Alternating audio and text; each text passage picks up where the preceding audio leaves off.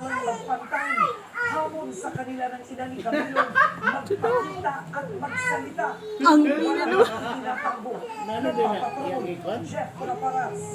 Kaya may last nagpuban.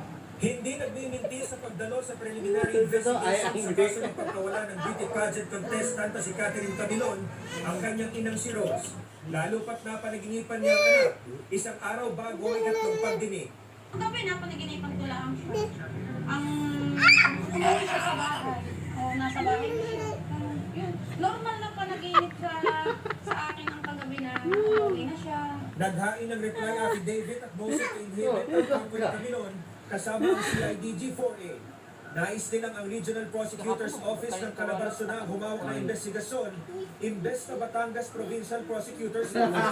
Dahil dati umanong nagsilbi bilang Assistant City Prosecutor sa Batangas ang abogado ng driver ni Police Major Alan De Castro na si Jeffrey Magpantay.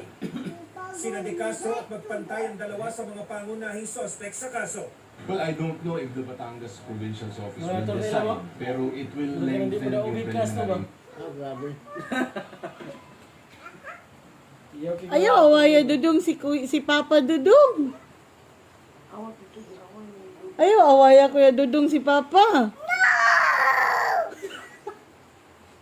Away man mo, di away Kuya Dudong si Papa ko. Sama powers. Power.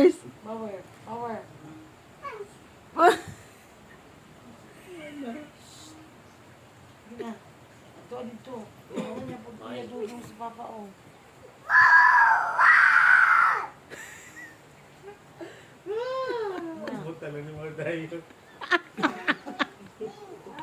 Investigation for sure.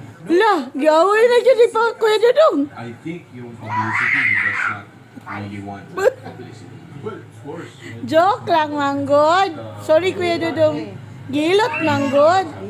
Gilot, manggod ni Papa. Ay, ni Kuya. Hag, Kuya Dudong, hag. Sa Balayan Municipal Police Station, Hag, Kuya Dudong. kaya ang ina ni Catherine ay hamon sa kanilang dalawa. Kung sila walang itinatay ko, bakit Sa Dodong? sasalita, di ba? Sana kahit sino magdamo sa kanila, sino kumausap sa kanila. Hilot. Say sorry, Kuya Dudong, kao. Kailangan silang, oh ha, kayo, tanungin niyo ako.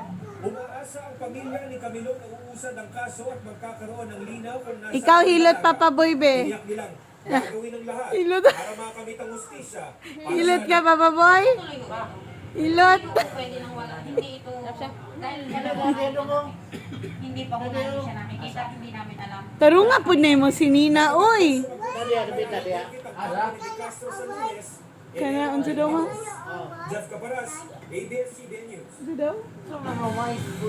Sumiklong gas fire sa isang apartment lote sa bahagi ng Makapagal Boulevard sa Pasay City, malapit sa Musaya ng Senado, Bang! kaninang madaling araw. Sarap. OIC ng BS Tiger Fire Volunteer, malaki ng apoy ng sila ay rumisponde. Delikado anya kung kumalat ito, lalo't ilang metro lamang ang layo sa ilang mga bahay. Nahirapan din sila sa pagresponde dahil masukal ang daraanan para marating ang sentro ng apoy. Yumi! Umabot ng 20 minuto bago sila na-control. Yumi! Baby Yumi! Davao Region dahil sa mga pag-ulan na dala ng shear line. Sa drone shots ng lokal na pamahalaan ng Veruela sa Agusan del Sur, makikita ang lawak ng pagbaha sa grabe, mga barangay ng Binawanan, Poblasyon at San Gabriel.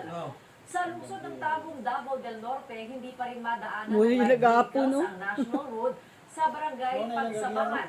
May mga binahang pamilya rin ang lumikas sa evacuation center habang ang mga residente na nanatili sa kanilang mga tahanan ay gumagamit na lamang ng balsa para maglabas-masok sa kanilang bahay. Sa bayan naman ng Asunsyon, pinadapa ng baha ang ilang pananim. Humuhupa na ang baha sa iba pang lugar. Pinag-iisipan na ng ilang lokal na pamahalaan na isailalim ang kanilang bayan sa state of calamity dahil sa tindi